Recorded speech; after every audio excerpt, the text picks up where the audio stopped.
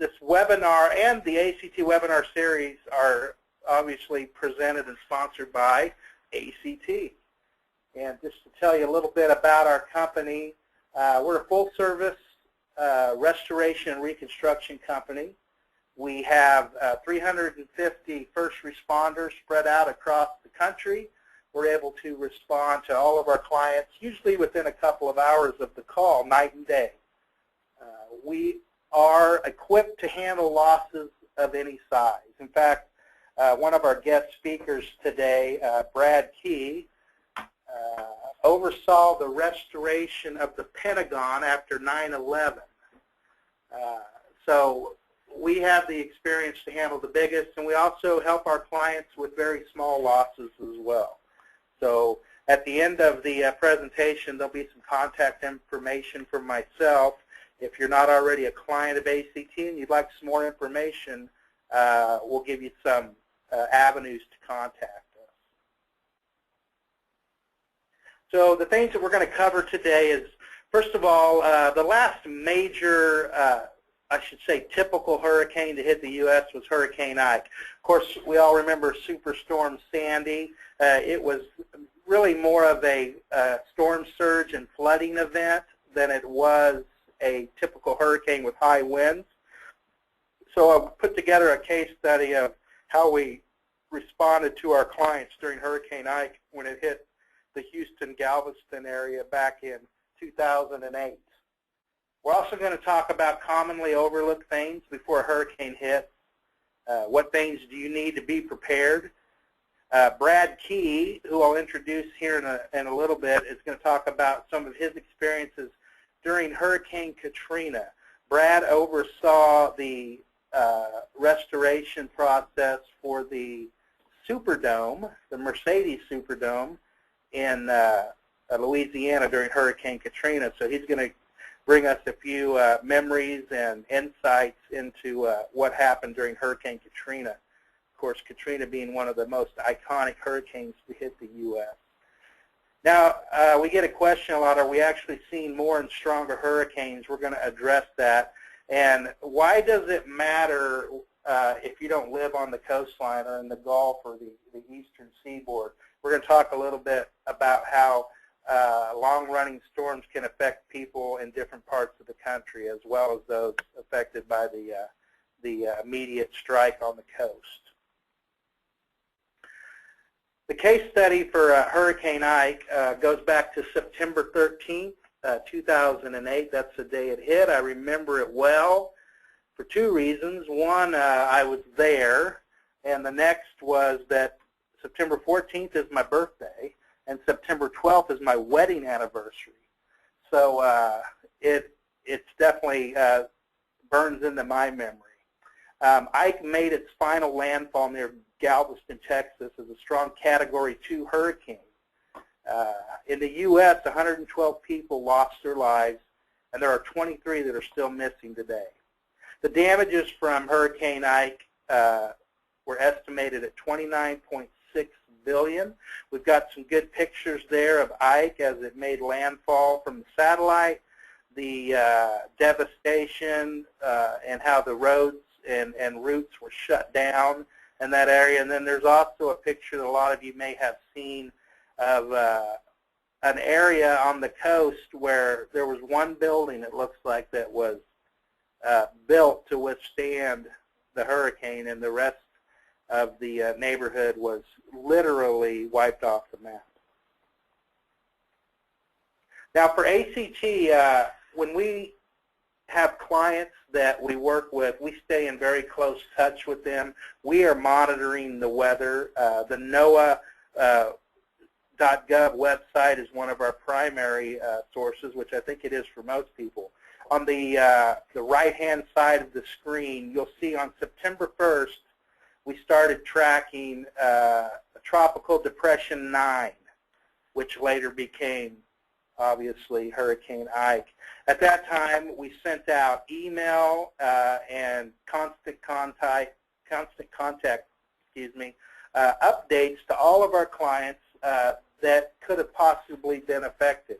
So we were updating people on the entire East Coast and the Gulf region as basically, heads up, there's a storm out there. We don't know if it's going to die. We don't know if it's going to hit Mexico or the Caribbean, but let's all put it on our radar and start looking at it. So by September 7th, we could see clearly that this was Hurricane Ike. Hurricane Ike was definitely going to go into the Gulf. So we started making specific contacts with our clients that had their properties in those areas. And we started putting a team together with each client and their staff saying, what do we need to do to prepare right now? We're still a week away from landfall, but let's start talking about different scenarios. Let's start battening down the hatches, so to speak. And we're all working together and planning our critical response to that area. So skip ahead to September 13th. It's a full-blown Category 2 hurricane. It's arriving in the Houston area. And ACT and all of its resources, its semi-trucks, its staff, its first responders, its affiliates, we're all stationed. I remember we were stationed in Fort Worth. Obviously, some people ask, well, why don't you just come right to where the hurricane's going to hit so you're there right when we need you? Well, the same reason that most people evacuate as the eye of the storm hits, we don't want our semi-trucks laying on their side there. And we want to keep our staff out of harm's way. But we are usually we're driving in to hurricane areas while the highways are packed going the other direction. We're driving through rain bands. We're getting passes and identifications so that we can pass through National Guard roadblocks. Usually we'll hire an off-duty highway patrol with his car to escort our vehicles through the road blockade so that we are able to literally be the first people on site. And that's what happened during Hurricane Ike. When we got there, there's a picture on the top right. This was a senior living facility that was affected, and I can tell you that for miles around this building, it was dark. There was no power. Cell phones were out. So the first thing we did was brought in a semi-truck sized generator. We provided full power to this property, and it was literally a shining beacon in a very dark area. We also set up our mobile command center with satellite phones and high-speed internet. And one thing that's very important for your response contractors, if he comes in and he's self-reliant, self-prepared, he's not in the same position that everyone in that area is. So we bring in our own power, our own supplies, and we're not a burden on others, and we're not looking for resources that have already been stretched thin. And we started cleaning and drying and repairing each community, each building, each business that our clients had in that area. Now let's talk a little bit about things we can do before the storm. Obviously, in a short webinar like this, we're not going to be able to give you the specifics, but there are a lot of good websites, FEMA, and there's a website called ready.gov. They'll give you specifics about what to put into a emergency supply kit. So you want to do a little research there. The other thing to think about is, your cell phone usage is going to be limited typically. You might think about leasing a satellite phone. They are rather expensive still, but you can buy them or you can lease them just for the hurricane season. And if your property doesn't have its own standing generator, you want to start looking at the possibility of reserving a generator.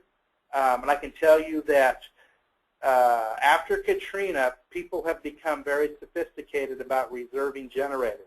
There are a limited amount of generators available during a hurricane, and if you wait till the hurricane hits, it's going to be very difficult to get one the size and the capability of what you need. So these are things you want to get with generator rental companies and get those reserved ahead of time. Now, it does usually cost money to reserve them, but it will ensure you having one available when you need it.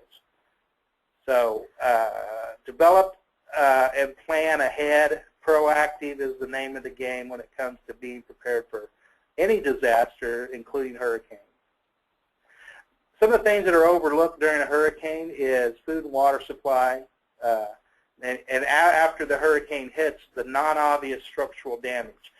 Now, when I talk to people, they're like, well, what's going to happen when a hurricane hits my building? Typically, you're going to, depending on the strength of the winds, you're going to lose shingles, you're going to lose siding, signage, anything that's not tied down or stored outside from, furniture, trash cans, any loose item can be affected. But what's most important to understand is that when we build a building, we want that building to be able to take in outside air. And we use vents such as ridge vents across the top of the building, or turtle vents, or gable vents. A lot of the hospitality and senior living clients that we have individual heating and air units called PTACs in each of their rooms. Those are designed to bring in outside air. And typically they don't bring water in because water falls straight down. But during a hurricane or tropical storm, the rain's usually going sideways for an extended period of time. And if there's any way that water can get it into your building, it's going to do it during one of those storms. And we see a lot of water that gets into roofs through vents, through PTACs, through windows, through doors. So the non-obvious things are that your building is open to the outside, but it becomes vulnerable during that high wind, high rain time. So water damage is something to be thinking about. When you walk into a building that's been affected by water damage, the first thing I tell people is think about safety. Electricity and water don't mix. Your transformers, your breaker boxes, your switch gear, if they're wet, stay away from them. Let's get some professionals in there and make that place safe. Also, when ceilings get wet, you want to be conscious of falling ceilings and things of the like. So the first thing is making sure that everyone is safe and secure. The second thing is security. Now, when Brad talks a little bit about Hurricane Katrina, security was the key issue there. We had a lot of looting. We had a lot of unsecure areas that were affected by people that were in a desperate situation and people making bad decisions. So ACT can also assist. A lot of times we'll come into a building, we'll put up temporary fencing, we'll hire off-duty police officers or security firms to come in and put a man at that property at all times. So we can assist you with the security, but that's something that you want to think about. Get your building secure. And then, you need to call a first response team, someone like ACT. People train for disasters, and they do very good. We have fire drills. We have tornado drills. If you're in an earthquake area, you have drills about what to do. And everyone's typically prepared. We've got little placards next to all the elevators. We've got a map in every hotel room that tells a safe way to get out of the building. But what people don't spend time on is what do they do the immediately following the damage. And that's where we come in. We feel that restoration companies such as ACT are a critical component to your disaster planning. How do we maintain and restore our business continuity? How do we get our investments, our hard assets, our physical plant back up and running? That's where ACT can definitely help. So some of the things you guys can do to help the recovery process is centralize your loss claim management within your organization. What do I mean by that? Well, you've got someone within the organization that deals with your insurance broker, that knows your policy limits. Make sure that person is informed that you're going to be the point person in making sure that we can get funds released to get our building back up and running. You want to make sure you understand your policy terms through the broker. And what I mean by that is a covered or a named storm such as Ike or any other storm, hurricane, tropical storm that gets a name from NOAA, sometimes your coverage is different in your policy as compared to a sprinkler line break or a thunderstorm or a non-catastrophic event. So we've had clients that said, you know, our deductible is $10,000, and we come in and begin working, and then they realize from their insurance company their deductible was $100,000 for a named storm, or their deductible spread out amongst all their properties. So just make sure that you understand if there's any specific changes that have to do with named storms, hurricanes in particular, since that is what we're talking about. If your company has an independent adjuster, make sure that you know who that person is, and introduce your insurance contacts to your restoration provider. At ACT, we always prefer to work with in a team setup with your insurance carrier.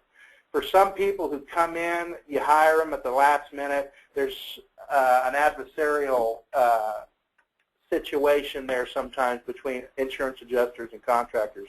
We want that to be the opposite. We realize that your insurance provider is a vendor for you. They're there to serve you in your time of need, and we're a vendor for you. So we need to team up and prioritize what's best for you, the client. So be proactive when it comes to putting those teams together. All right, let's talk a little bit about Hurricane Katrina, some of our stories and experiences from the team here at ACT. There's a gentleman who, about a year ago, came to ACT. Actually, we recruited him and talked him into moving to our headquartered area. And his name's Brad Key. Brad is here in the room for us. Like I said earlier, Brad oversaw the restoration. First big job for Brad was the World Trade Center in 1992, 93. And that's when they tried putting bombs in the parking garage underneath. And Brad was brought in to oversee that and bring that to restoration. And then in 2001, Brad was also called in to the Pentagon to help restore after the jet and the terrorist crashed into the building on that horrific day back in 2001.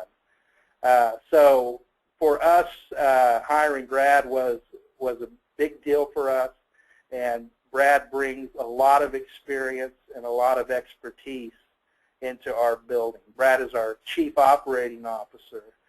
He was on the front lines during and after Hurricane Katrina. So, Brad, I'm going to turn it over to you. Can you just tell us, you know, what sticks out the most to you from your experience with Hurricane Katrina? Well, you know, I've slept since then, so I won't remember too many details, but there are a couple that do jump out to me, and probably the most noticeable thing for me from a readiness plan standpoint is that the companies who either had a business continuity plan or some type of a contingency plan were obviously the first ones in the recovery process, and it really stood out. So the fact that people did have a plan, they followed the plan, their recovery efforts were much smoother than those who did not have. And trying to develop a plan in the middle of an event like this just does not prove itself very efficient. That was the thing that stood out to me from a business standpoint. There were a couple of things that were more anecdotal. The city services and all that were obviously impacted, and one of the things that really stood out to me is that they had to create a debris pile that served as their landfill, and it was in the middle of the median of streets, and it struck me because it was so tall. It was multiple stories high, and it just seemed so odd in the middle of this residential neighborhood. The other thing that probably jumps out to me from a warning standpoint is Katrina was not an instant hurricane. It developed, it came in, it actually did damage in Florida first before picking up speed and coming into New Orleans. Most people know New Orleans is a unique city that's actually below sea level as it is.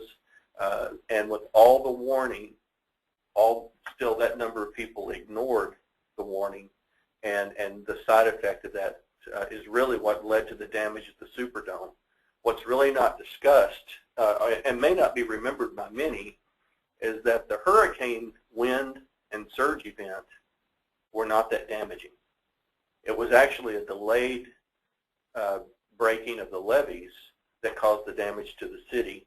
So there was the eye passed, the worst of it seemed to pass, and then a couple of days the city is flooded because the levees gave way. And I think people kind of forget that there are collateral damages and other events following a hurricane that aren't necessarily hurricane specific. Tornadoes, etc., tend to be in the aftermath of something like that. So once the storm passes, there is the potential for other things to occur. So that was kind of something that stood out to me about that one. Other than that, it was the people, what the people were going through, and there was obviously a lot of political fallouts on that one. But for the most part, it was the sense that the apathy, if you will, of everything's going to be fine, and they chose to ignore it, and then they had to deal with its consequences. Those were the things that stood out to me, and that apathy is not unique to New Orleans. It happens a lot in the when there's been a lull in the hurricane season. Right. Just listening to you now, Brad, I'm reminded, when we learn about disaster planning and some of the basic components of it, one of the things that comes up time and time again, and we talked a lot about this in our last webinar on disaster planning, that is each business or healthcare center or office complex should in advance do an all hazards assessment. What all can affect us in our location? We talked about Hurricane Katrina. Once the hurricane passed, I remember too, I was at the airport in that area in Kenner, Louisiana, and we were doing typical hurricane damage work, but the levees hadn't broke yet, and the looting and all of that wasn't as prevalent. And everybody thought really we were out of the woods. This is just going to be another typical storm. We're going to come in and help folks out, dry down some buildings and get out. And then we started hearing about, people being shot, people being stranded because of flooding. And this all happened, like you said, a couple days after the hurricane had passed. So one of the things, would you encourage people to, lessons learned from Katrina? What are some of the other threats that people need to prepare themselves for? Well, some of the things you talked about prior to my conversation, the generator rental. It's not commonly known, but around June 1st, about 50% or more of the generators in the country go on standby rental. So in essence, as of June 1, half of the generators aren't available to the public because they're on standby. And that's whether there's a hurricane or not. It's people preparing Gotcha. for it. And the typical planner assumes June 1 to November 30th is the hurricane season. So around the 30th, those pieces of equipment go offline. Gotcha. And then another thing that you touched upon earlier, a lot of business continuity plans consider hotspots, alternate sites. If they make widgets, we've got an alternative to make our widgets, but they tend to leave out who's going to rehabilitate our building so we can reoccupy it. So that's one of the most commonly overlooked pieces, and we obviously we have a selfish reason for wanting to point that out, but it's not the time to be going to the yellow pages looking for someone to get the building ready. It should be part of the pre-planning. Absolutely. And I will let you guys know that we're currently our IT gurus are putting together our webinar archive. If you guys would like to learn more about all hazard, all threat planning, and some basics on disaster planning, very soon those webinars, including this one, will be available at our corporate website, which is actcat.com. Okay, thank you so much, Brad. That was awesome. Looking ahead, the 2014 hurricane season. Now, some of the early reports that came out said that this was going to be a weaker than normal season, and what does that mean to you? Well, unfortunately, I'm going to say it doesn't mean much. You know, every financial advisor will talk to you and they'll say past performance is not necessarily indicative of future results.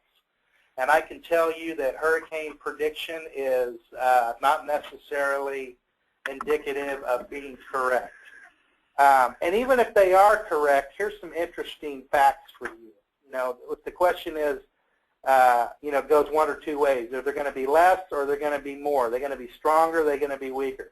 Well, in 1983, there were only 4 named storms. That's a very small number of storms during a hurricane season. But it happened that one of them was Hurricane Alicia, a Category 3 hurricane that also hit the Houston-Galveston area. In 2010, featured 12 hurricanes and 19 named storms. It tied 95 for the third most named storms in Atlantic history, but at that time, not a single hurricane and only one tropical storm made landfall during this extremely active season. In other words, a season can deliver many storms and have little impact, or it can deliver a few storms and have one or more hitting the U.S. with a major impact. It's important to prepare for hurricanes and tropical storms every year, regardless of seasonal forecasts. You know, in 2004, and I'm sure Brad remembers this, we had 4 hurricanes hit Florida. I believe it was Francis, Jean, Charlie, and Ivan. 4 in 6 weeks. So, and they were all in different parts of the state. I can remember, you know, wondering if I needed to get a permanent residence in Florida. And what happened with that, and then of course the next year we had Dennis and Katrina and Rita. So everybody's, you know, up to speed and ready to go the next year. But then you get a couple years where nobody has any hurricanes, and it's what psychologists call hurricane fatigue. Every year they batten down the hatches, they board up windows, they evacuate, and then when nothing happens, they become complacent. You know, I live in the Midwest. I grew up in Wichita, Kansas, and I can tell you when the tornado siren goes off, we're out on the front porch. We're not in the basement. And that's because we've never personally been hit. But I guarantee you the folks that live in Moore, Oklahoma and Joplin, Missouri, they are getting into their shelters. They're taking it very seriously. So I say all this just to say always be prepared. Always be prepared to protect your life and those of your coworkers, your loved ones. Every year could be the year for you. Okay, you're not in a hurricane area. What does that mean to me? Well, I can tell you on Hurricane Ike, since we've been talking about Ike, I've got a picture there that for a 200-mile wide path from the Gulf Coast all the way up into the Great Lakes area, ACT responded to our clients, and they had damage from Hurricane Ike. And as that storm eye, you know, dissipated a little, it went from hurricane to tropical storm. It was still inland and, you know, going up into Arkansas, just still as a tropical storm. And then it becomes a tropical depression. And I guarantee you the folks in Arkansas and Missouri, Indiana, Illinois, Ohio, Tennessee, Kentucky, they're not used to dealing with, you know, tropical type weather patterns. So it happens to everyone. It could happen anywhere. Be prepared is basically what we're saying. The main things that the folks up through that swath had to deal with were obviously wind damage, heavy rain and flooding, lightning, and tornadoes. Hurricanes can spawn tornadoes quickly and often.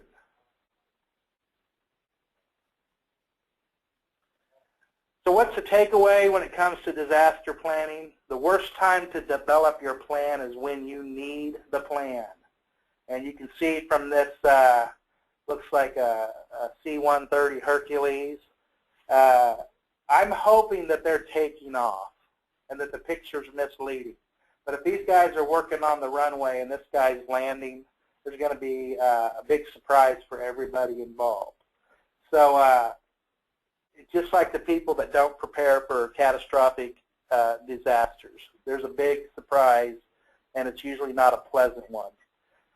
One of the other things I can tell you that we say around here is that the worst time to exchange business cards with your vendor is in the middle of a disaster. What can you do to be prepared? Watch the weather. Stay updated on what's happening in your area.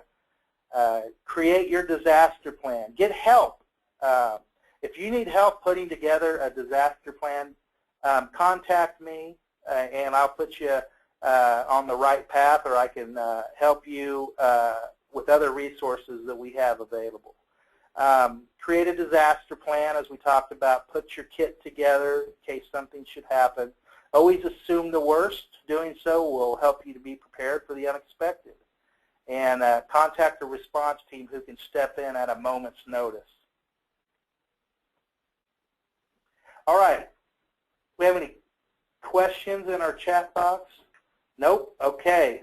Well, one of the things that I want to let you guys know again is that we plan on doing more than one of these webinars. In fact, every couple months or so we're going to do one, and we hope that you found this information valuable.